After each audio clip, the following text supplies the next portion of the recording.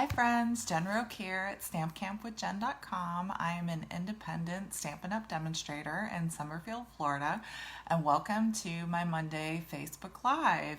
If you're joining me live, as you join, please say hi, let me know where you're joining me from. If you're watching the replay, please comment below and let me know where you're coming from. Say hello, let me know how you like this video. If you're watching the replay from my YouTube channel, be sure to like the video and leave a comment in the comment section below. If you haven't yet, please like and follow me on Facebook and subscribe to my YouTube channel and hit that bell so you never miss a video. Hi Mary Ellen, welcome from Montana. So today I'm going to be sharing a really fun coloring technique that is very popular in the Stampin' Up! Community. I've seen a lot of people using this on projects. It's called alcohol ink coloring, and you use it with Stampin' blends. So I'm going to go ahead and turn the camera around and we're going to jump right into this project. Okay, give me 1 second here to switch my camera. Oops, I'll flip it. Okay. So the project that we're going to create today is this card right here. It's so beautiful.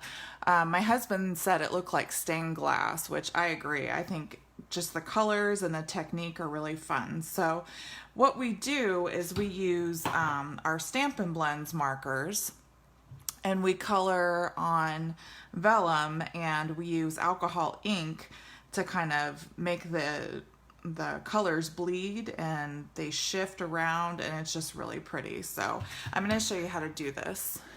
Welcome, Sue. Thank you for joining me today. So we did this at my Stamp Camp class this week, and everybody really enjoyed it. It was a really cool project. So I'm going to show you one other card that I did at my team meeting. We did this one. I have a piece of vellum, and I just die cut an oval out of, this is crumb cake, and we use that dragonfly set. So that's another way you can do it. You don't have to make it the whole background of your project, but for this one, I thought it was really fun. So. All right, so I'm going to grab some scrap paper, and I have a piece of vellum cut out in my little kit here. And this piece of vellum is, I believe, 4 inches by 5 1/4, but I will have all of the dimensions on my blog.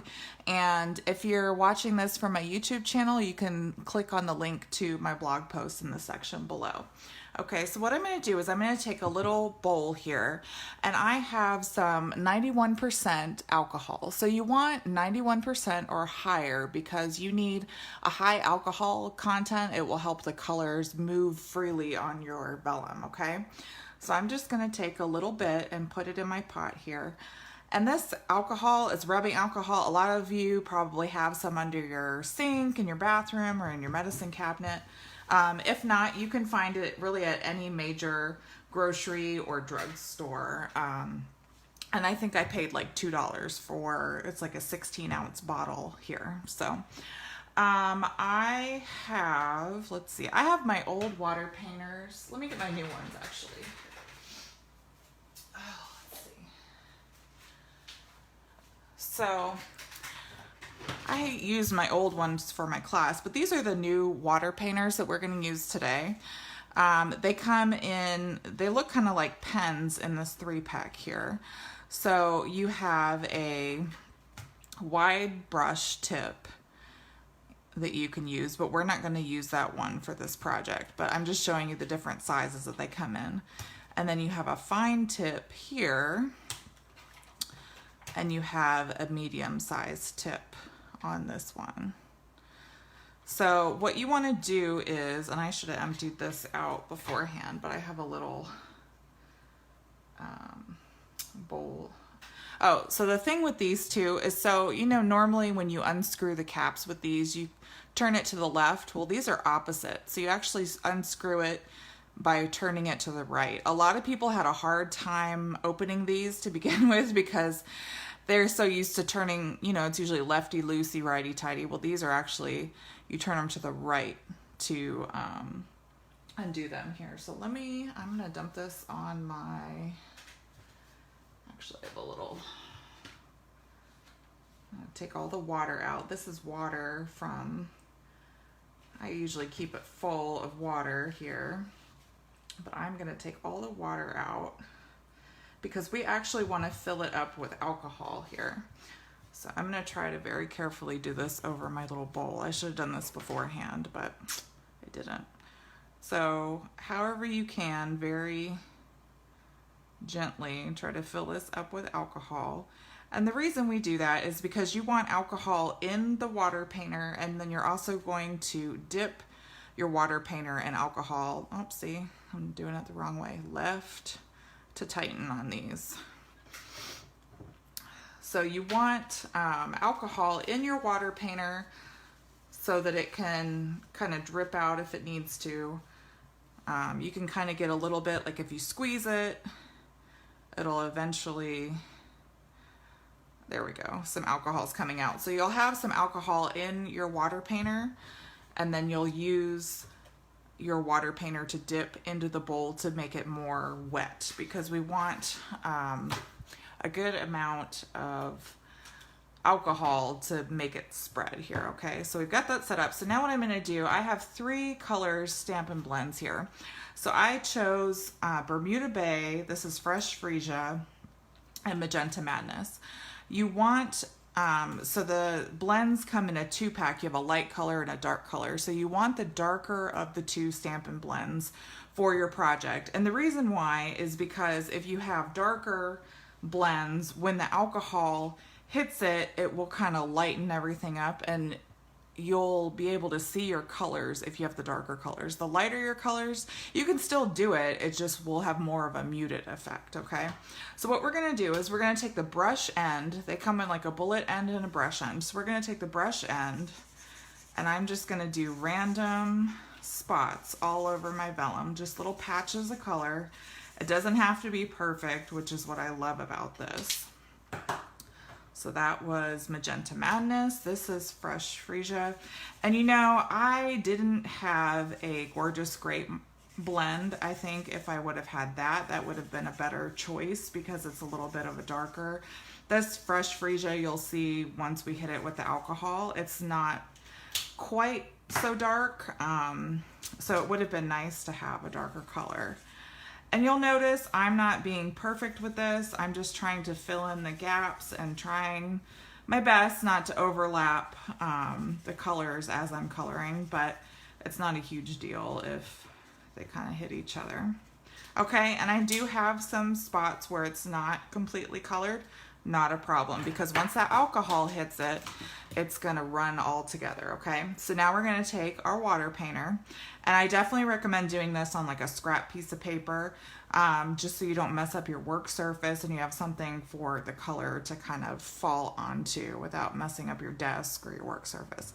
So take your water painter that's filled with rubbing alcohol and rub it in your little pot of alcohol here.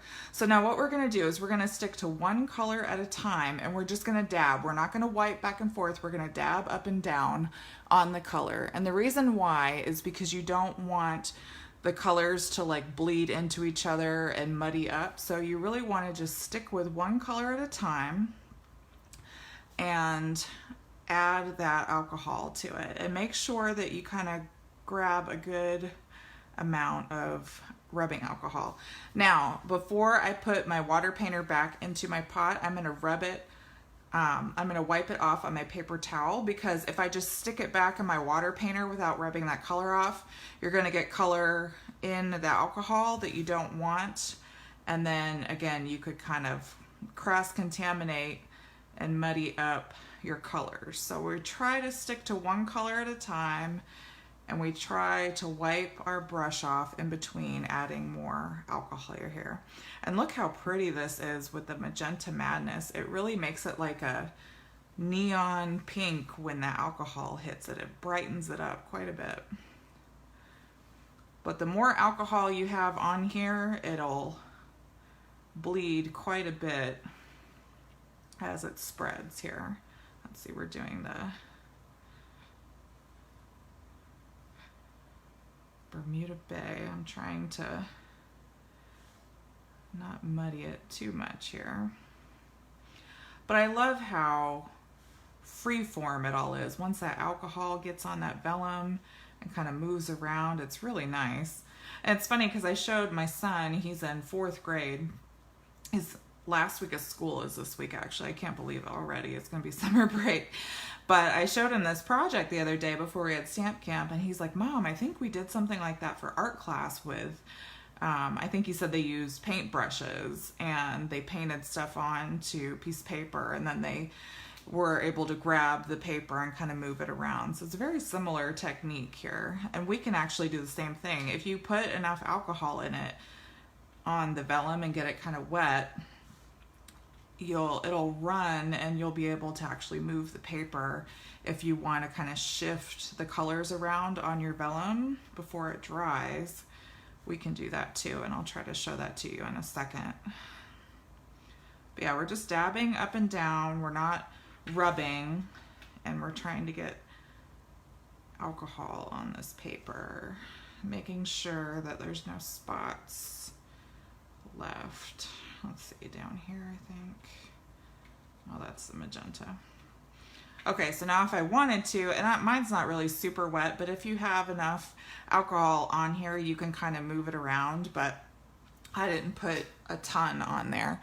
And so what I'm gonna do, I want a couple of little like speckles on here too, so I'm gonna take my water painter and I'm just gonna tap it over my finger above this vellum, and you get that like spotted effect too. So it's pretty cool. I really like it. I think it's so cool. I've seen so many videos. It's very popular technique right now. So, all right, so we're done with that. So I'm gonna move my alcohol over and hopefully not spill it all over my craft room here. And then we're just gonna set this aside and let it dry. And actually, because it's alcohol, it's really almost dry right now. But I'm gonna set this aside while we do the rest of we need some die cutting for this project. So, all right, so I want to show you these. So these are the potted succulents dies. And for this background here, we're actually going to use this large die right here, and we're going to die cut a piece of basic black that's the same size as that vellum we used, and we're going to end up overlaying it over our beautiful alcohol background that we just made. Okay, so I'm actually going to show you, and I completely forgot to do this at stamp camp, so sorry ladies that attended stamp camp, you guys kind of missed out on this, but it wasn't too much of a hassle. So one of the girls, Linda, she said something about a wax paper technique, and I completely forgot about this technique. I haven't done it in so long, but I tried it real quick before this video because I haven't done it in a while, and it really is a good way when you have a die cut that has a bunch of these little pieces. If you take your paper that you're die cutting on and you put a piece of wax paper over it and then put your die on top of it, when you go to peel your die off, all of those little pieces that get stuck in your die will automatically come out. And I'll show you here in a second. So, so I'm grabbing my Big Shot because I still have a magnetic plate for my Big Shot, and the Stampin' Cut Emboss machine, Stampin' Up! Is still working on the quality control issues for the magnetic plate. So they still do not have a magnetic plate quite yet. So I have the magnetic plate for my Big Shot, and I kept my Big Shot, which I'm really glad I did because I love having a magnetic plate whenever I have to do die cutting. Let me see. I'm gonna kind of move my camera up a little bit so you can see what I'm doing here. All right, so I have my magnetic plate and then my cutting plate. And then I'm going to lay down my basic black cardstock here. And I'm just taking, this is, regular Reynolds cut right wax paper that I got from the store. It's in my pantry. I just pulled it out of there. Oh, good morning, Sue. Welcome. And all I'm doing is I'm just tearing off a piece that's big enough to cover my black here. And then we're going to take our gorgeous die cut from the potted succulents dies, and I'm just making sure that it's as even as I can over my basic black. And then, oh, here's my other cutting plate. My desk is a mess right now. All right, so then we're just going to center that as best we can, and I'm going to take my other cutting plate, oops, And even, I think I have so many layers, it's still moving a little bit. There we go. So then I'm going to,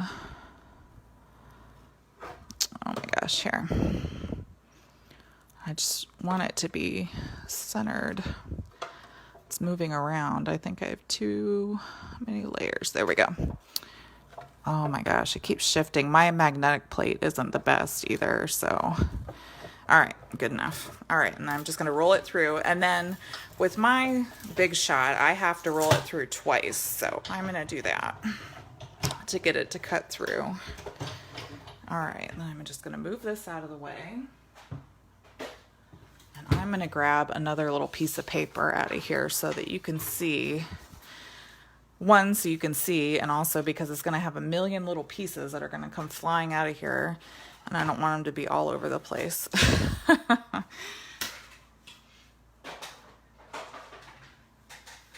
right, so let's move the camera back down. All right, so now, like I said, when I pull this off, all those little pieces, none of them are stuck in there. How fantastic is that? So, well, I lied. There's two little ones right there, but normally you would have quite a few stuck in here. Nope, not with this.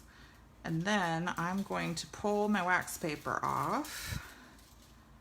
And because this die is so big, you can really just take your thumb and your fingers and kind of rub it on the front and the back sides, and it will push most of those little cuts out. Now, I do want to say, there is a technique called a dryer sheet technique where you can put a dryer sheet in with your die cut, and it's supposed to pull all of these little pieces out. I tried that. I haven't tried it on my Big Shot, but I did try it on my Stampin' Cut emboss machine, and it didn't work because it was so tight when I tried to push it through.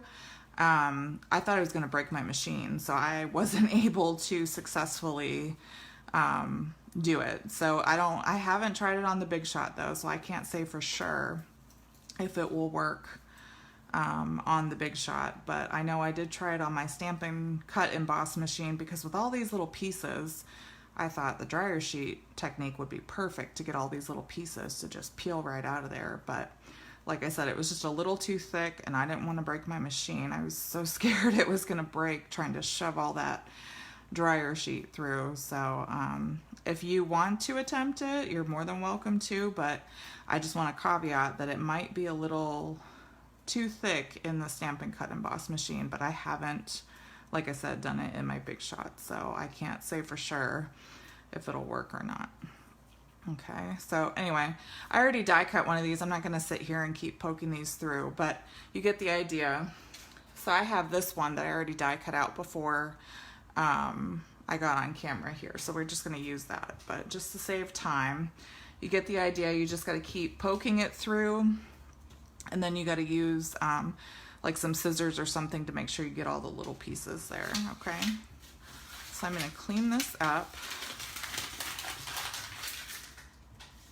and then all right, we are going to, let's see, I'm going to get my card base here. So these are the little kits that I made for class. And so this card is going to open from the bottom straight up.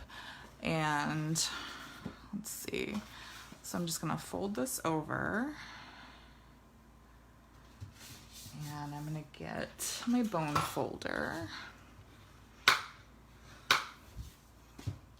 Oh, you're welcome, Sue. I'm glad you like that wax paper. Like I said, that's an old technique, you know, oldie but a goodie. And I didn't even think about it until we were in class. And one of the girls, her name was Linda Weiss, she said, oh, I usually use the wax paper technique to one of her friends. And I was like, oh, I totally forgot about the wax paper technique. So you always got to go back to those old techniques. So, all right. So since this is a black card, anytime I have like a dark card base, I like to take a white, this is basic white cardstock, and I like to put this inside my card as a card liner for your messages. Now, I used to use copy paper or like printer paper, which is a good idea, but because it's so thin, you can see your adhesive through the printer paper. So if that doesn't bother you, you could totally do that as a card liner. But I like the basic white because it's a little bit thicker. So when I put my adhesive on the back, it's not going to show through my paper here. And I like to have that nice clean card liner on the inside, okay? All right, so now I have a white piece that is the same size as our vellum here, and I think it's about dry. If you don't want to wait for it to dry, you can always hit it with a heat gun, the heat tool, and it will help it dry faster. But we had to do die cutting anyway, so you just set it aside. So what we're going to do with this is we're actually going to, as you see, it's about the same size as our white. Now, you need the white because vellum is kind of see-through. That white helps the colors really pop on the vellum and helps you see them a lot easier. So we're going to take vellum, and I'm going to take my Stampin' Seal. And what I'm going to do is I'm going to put Stampin' Seal all along the very edge of this vellum and a little bit in the center to make sure it doesn't pop up. And you really want to make sure you get it as close to the edge as possible because it is curling right now. And if you don't, and I'm going to get my silicone sheet if I remember what I did with it. Hold on. Wow. Sorry, my room's a mess and I don't know where my silicone mat is. But if you have a silicone mat, this would be the time to use that because you're going to put it right along those edges because you really don't want the edges to curl up from the white. But I'm just going to do it on this paper here, and then I'm just going to put a couple pieces of seal in the middle there too, because if you don't put it right along the edges, it could curl up and you really don't want that to happen. So okay, I'm going to flip this over so that sticky part isn't there. I'm going to try my best to line it up. Now, it does not have to be perfect on here. If it overlaps or whatever, it's not a huge deal because we're going to cover it up with that die cut, and you'll probably end up trimming the edges as well. So see, because we put that adhesive all along the edges, it's not bubbling up, it's laying flat, which is good. That's what we want. Okay, so now what we're going to do is this die cut is going to go over, and I have a couple little pieces I still need to poke out.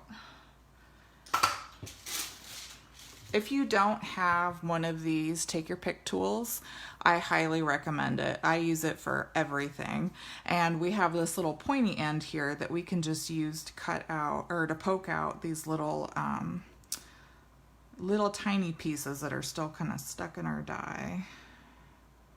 I had just a few. I thought I got all of them before, but I guess I missed some. Okay, so now this is gonna go over, I wish I would have grabbed my mat beforehand. So this is going to go right over the top of our vellum, and that's how we're going to get that beautiful background. Oh, I love it. Okay, so I'm going to flip this over and I'm going to grab my liquid glue. Again, I really wish I had my silicone sheet, but I misplaced it somewhere. But we're just going to take some liquid glue all along the border here. And this will give us a chance. Liquid glue is good for this because it's so detailed, it'll give us a chance to really move this around on our background. And then if you want to just kind of dot little spaces here and there with some glue, that'll help it lay flat on your background as well. It doesn't have to be a lot, just a few spots here and there, okay? And you want to work kind of swiftly because you don't want your glue to dry before you have a chance to put it down on your background here. I'm trying to make sure you guys can see this. Okay, so now I'm going to carefully, oops, try to do this. There we go. So it's right on top here.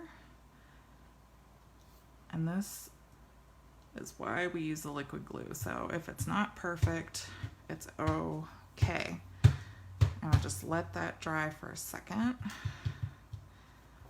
Ugh, isn't that so pretty? I just love it. I love those colors. It really does look like a stained glass, like my husband said. I just love it so much. Isn't that gorgeous? Oh, thank you so much, Sue. I'm so glad you like it. I don't know. It's kind of like mermaid colors to me, too. I don't know. But I really like the black, the drama with the black and everything. It's so pretty. Okay, so we're going to let that glue dry a little bit. I'm going to put that off to the side. We have to do it just a little bit more die cutting and techniques, and then we'll put everything together for the card. So I'm actually going to flip this over now.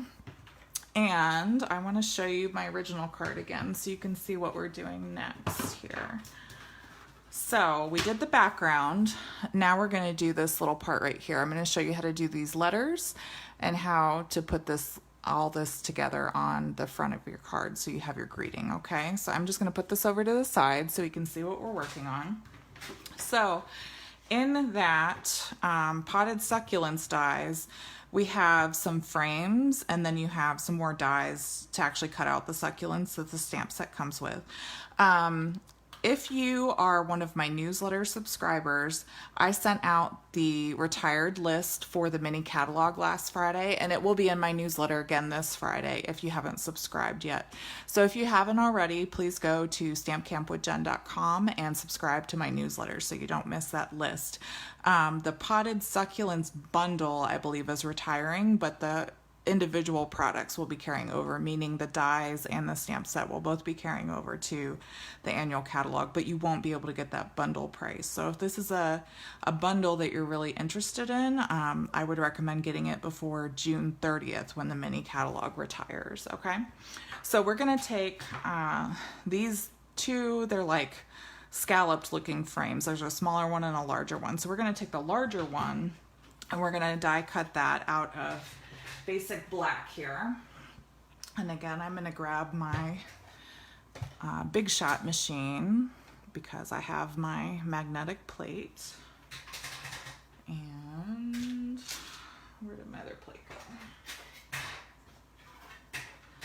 All right.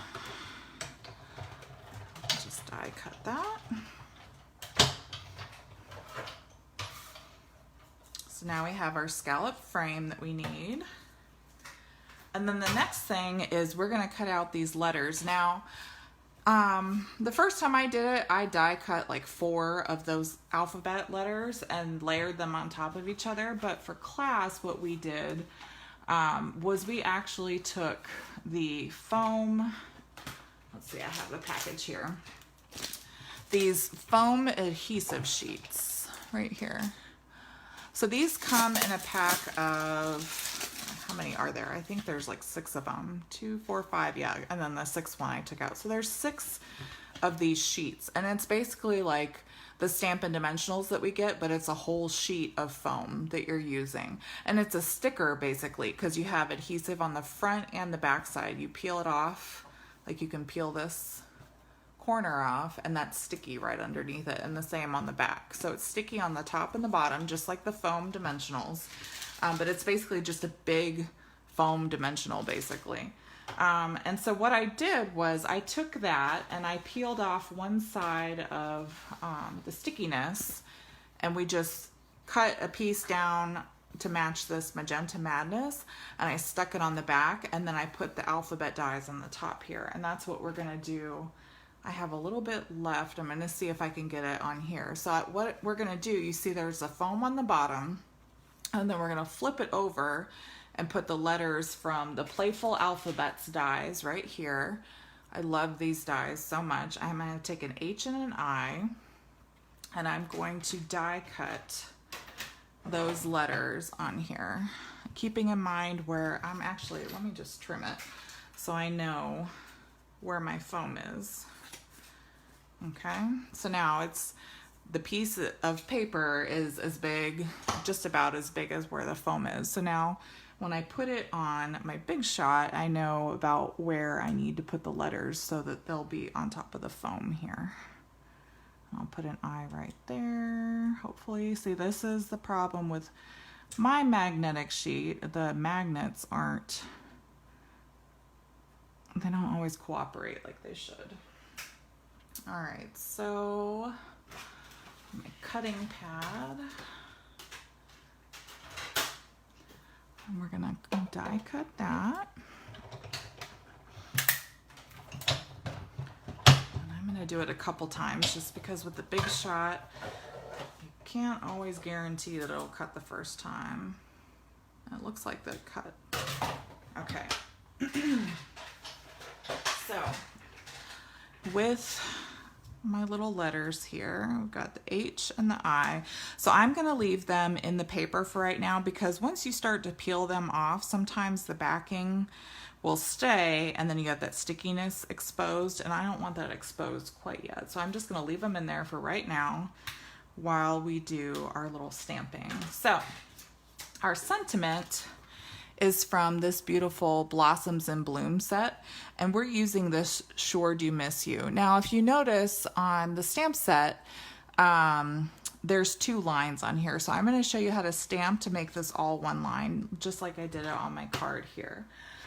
So what I have is, where did that go? I have, oh, here we go. So I have a bunch of these strips that I always have left over from making card bases. It's probably about a 1/2 inch strip, right? So let me move this out of the way. I'm actually going to use the dark background so you can kind of see what I'm doing.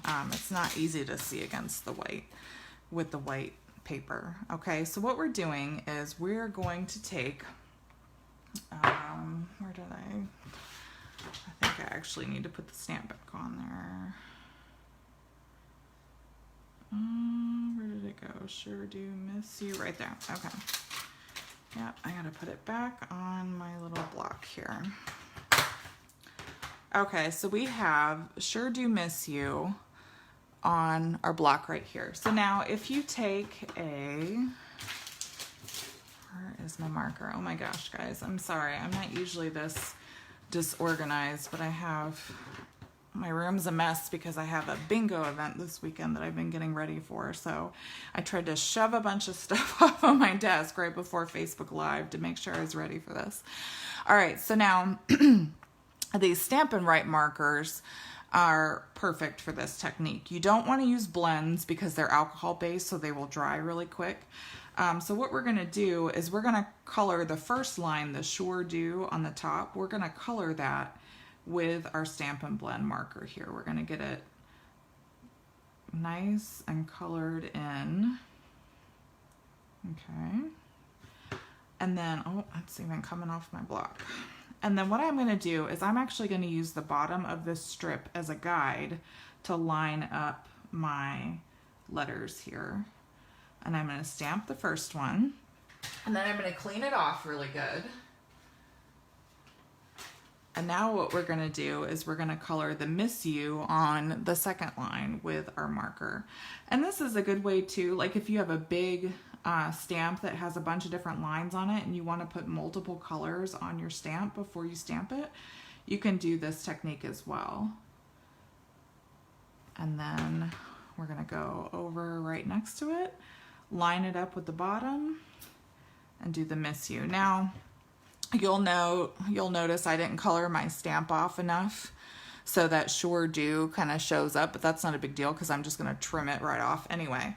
Now, I stamped off a little bit to the side because we're going to angle it, and so when I cut it on this side, I'm going to cut it over a little bit because we're going to angle it just like we did on the card here. So you want a little bit of extra blank space on either side there. Okay, so I'm actually not going to use my Stampin' Up! Scissors for this. I'm just going to use some long bladed scissors. These are like Fiskars scissors that I got. I find it easier to cut in a straight line if I have a long blade. So I'm just going to trim right above that Sure Do Miss You. So I have one long straight line, and then I'm just going to come in at an angle right next to it, and I'm going to angle both sides. Just like that. And I love how that looks.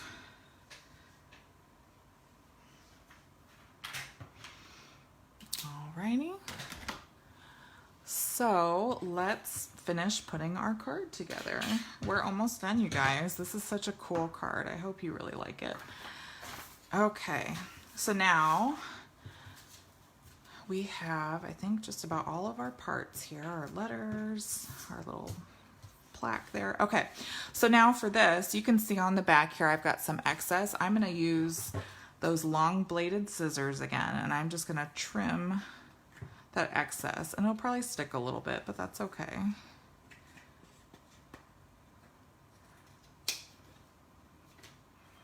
And mine's a little wonky because I just cut too far in. And you could do this like with a paper trimmer or something if you want, but I'm not going to stress about it too much because we're going to put it on this black background too, and it's not going to be a big deal. So we'll trim a little bit on this side. Not a big deal. I'm going to try to straighten this out just a little bit so it looks weird. There we go. Okay. Like I said, long bladed scissors for trimming like that, at least for me, I find it a lot more helpful than using small blade scissors, so short bladed scissors.